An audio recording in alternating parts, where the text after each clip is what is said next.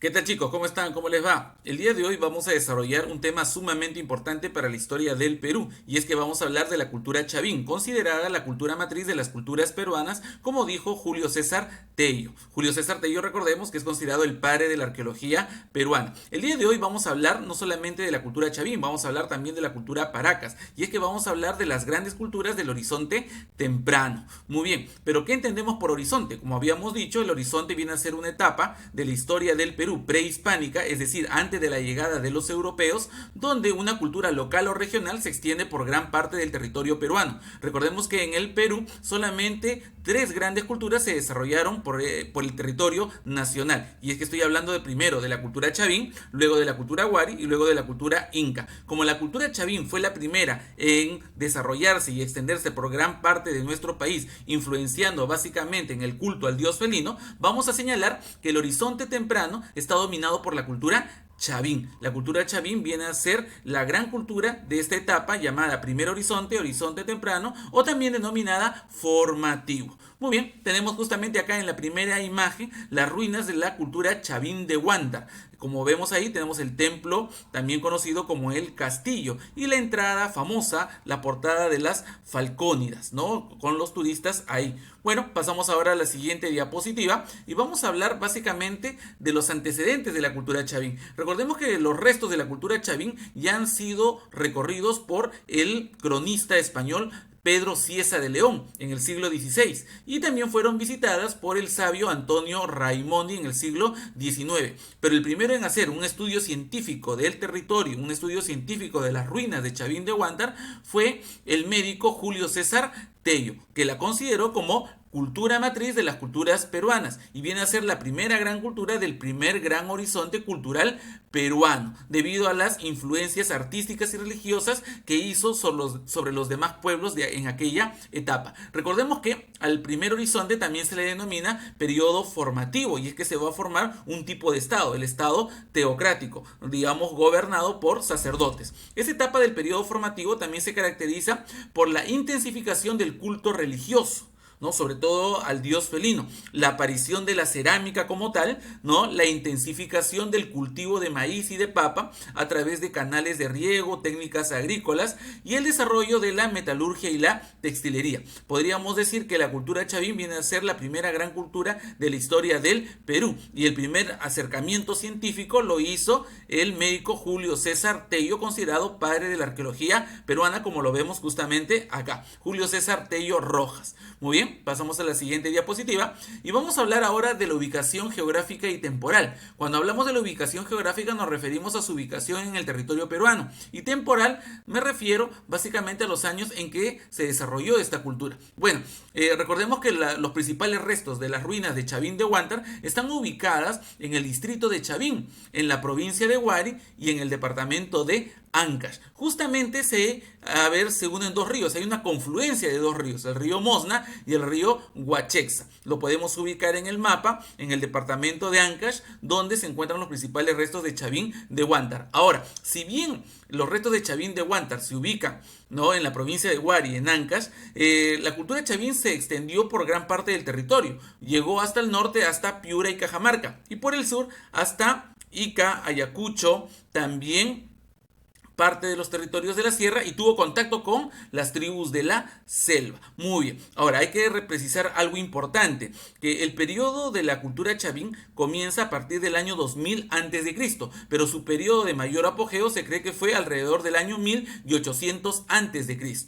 Bueno, ahora pasamos a la siguiente diapositiva y vamos a hablar de la economía chavín. La principal actividad económica de los pueblos del Perú en la antigüedad fue la agricultura, de la mayoría de ellos, y Chavín fue un pueblo netamente agrícola. Ellos desarrollaron el control del riego, es decir, construyeron canales, acueductos, reservorios para poder optimizar el uso del agua, ¿no? Y así poder domesticar la mayor cantidad de cultivos, como por ejemplo el maíz, la papa y la quinoa. Para esto ellos construyeron canales, también construyeron los primeros andenes y el uso de una herramienta de pie que fue utilizada hasta la época inca. Estoy hablando de la chaquitaglia, chaquitaglia o arado de pie, como se conoce, para poder remover la tierra, para poder sembrar y luego cosechar. Bueno, también desarrollaron la ganadería y también la crianza del cuy, como vemos acá, ¿no? La crianza del cuy, y también desarrollaron el comercio a través del trueque, tanto con pueblos de la costa como con pueblos de la selva. Se cree que en el contacto con los pueblos de la selva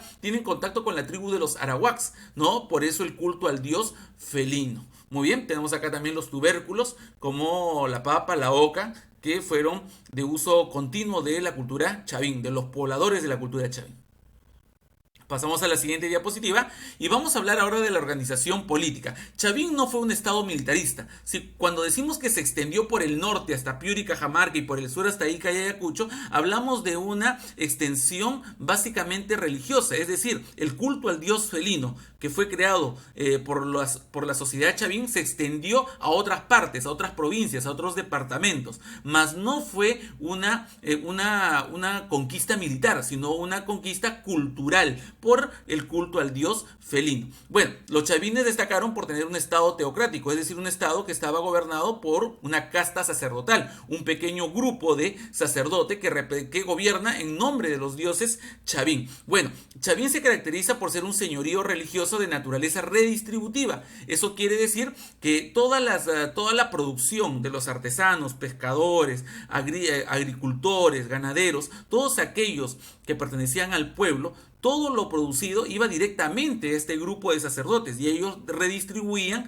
¿no? Esa producción entre la población. Obviamente ellos se quedaban con lo mejor. Bueno, en Chavín, los más hábiles por sus conocimientos astronómicos, ambientales, del tiempo y del clima, destacaron en la comunidad y terminaron convirtiéndose en sacerdotes. Los sacerdotes fueron aquellos que dominaron el clima, dominaron el movimiento de los astros. Ellos podían predecir cuándo cambiaban las estaciones, cuándo podía venir un fenómeno del niño, cuándo podía suceder un fenómeno natural. Con este conocimiento ellos lograron dominar a la población, ya que el pueblo al no respetar a los sacerdotes, ¿no? Ellos amenazaban con que vendrían males, ¿no? Y justamente a los meses o días se podía presentar justamente un fenómeno natural que podía ocasionar desastres en la población. De este conocimiento se valieron justamente los sacerdotes. Bueno, no vayan a pensar que gobernaba un sacerdote, sino gobernaba un grupo de sacerdotes, una élite, una casta sacerdotal, ¿no? Que debido al conocimiento que tenían de la naturaleza, ¿no? Pusieron como pretexto justamente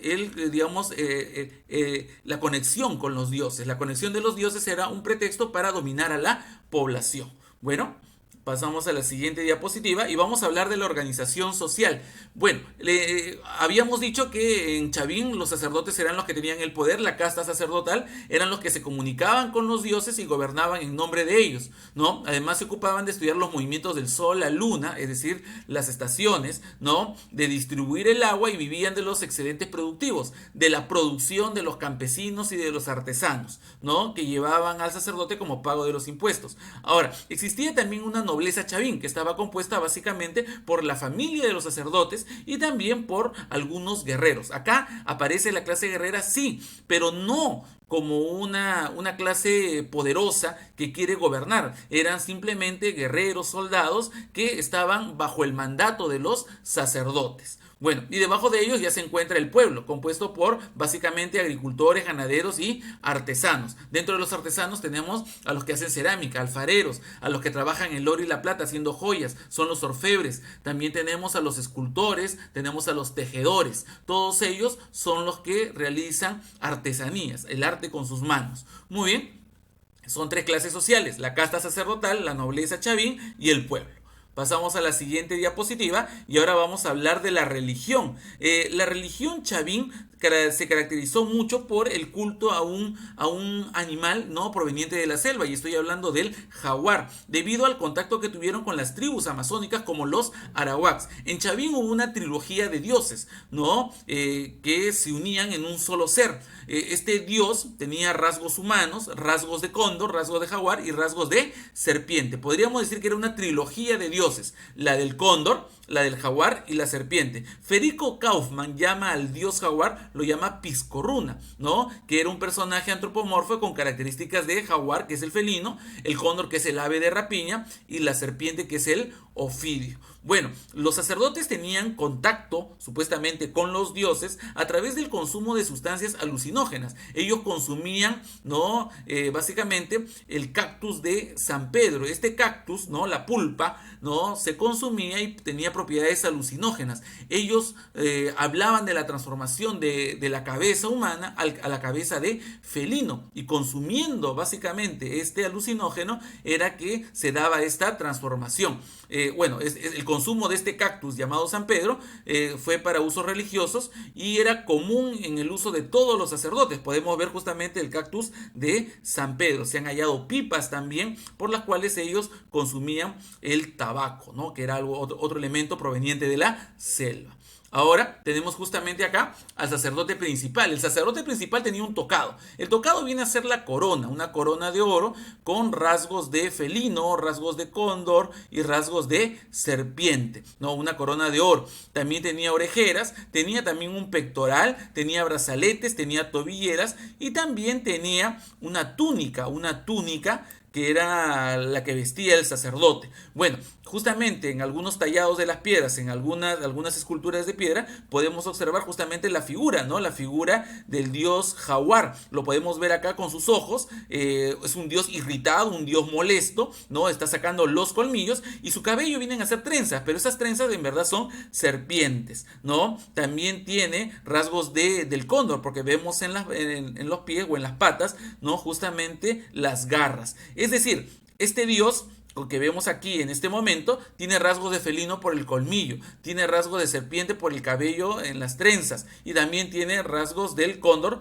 por las garras. Acá tenemos justamente al dios de la estela Chavín, como lo vemos acá, pero de perfil, ¿no? Y acá también el dios jaguar con las mismas características, ¿no? La molestia en la boca, los colmillos, las garras y las serpientes.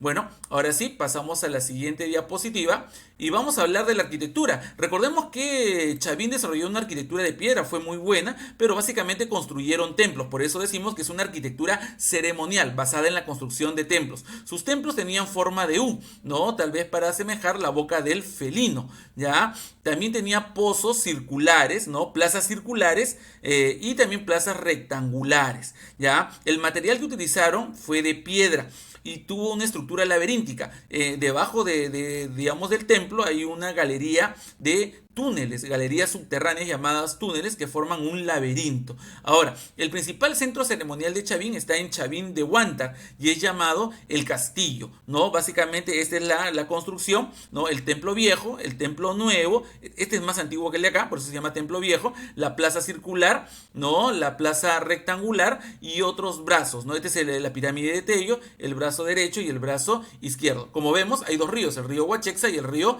Mosna. Justamente en la intersección, en la confluencia de estos ríos, se encuentran las ruinas de Chavín de Huántar. Lo podemos poder ver acá, justamente también con mayor detalle, en un plano mayor, ¿no? Justamente esta es la forma, ¿no? La reconstrucción que tiene las ruinas de Chavín de Huántar. Número 1, el templo viejo. Número 2, el templo nuevo, ¿no? Número 3, la plaza rectangular semi hundida. Ahí tenemos la plaza circular también semi hundida. Muy bien, y acá están los planos, ¿no? Plaza circular hundida, plaza rectangular hundida, ¿no? Y la entrada que tenemos acá es la portada de las Falcónidas, ¿no? Que lo vamos a ver en un momento. Justamente vamos a verlo. A ver, acá. Esta es la portada de las Falcónidas, ¿no? Que viene a ser el ingreso al templo nuevo. Muy bien. Justamente tenemos acá las galerías subterráneas. Uno recorre las galerías y en el centro de las galerías puede encontrar al dios del lanzón monolítico, que también es el mismo felino. ¿Ya? Ahí está. Justamente tenemos acá en el otro plano el templo viejo donde se ubica el lanzón. Justamente en las galerías internas debajo de este templo viejo se encuentra el lanzón monolítico. Acá está el castillo o templo nuevo y la portada de las Falcónidas justamente se encuentra al ingreso. Tenemos la plaza circular hundida, la plaza rectangular hundida, el brazo izquierdo, el brazo derecho y tenemos la pirámide de Tello. Actualmente le ha caído un huaico al castillo, no se puede visitar, solamente podemos, digamos, llegar al ingreso. En este ingreso En este ingreso podemos observar todos los detalles de las construcciones de Chavín. Muy bien. A ver, justamente tenemos una columna circular, otra columna circular. Estas columnas circulares parecen, pero son de distintos tonos de colores. Representan tal vez actividad complementaria, el bien y el mal, el día y la noche, ¿no? El sol y la luna, tal vez. Bueno, chicos, hacemos una pausa para regresar con la segunda parte de nuestro tema, ¿no? El horizonte temprano.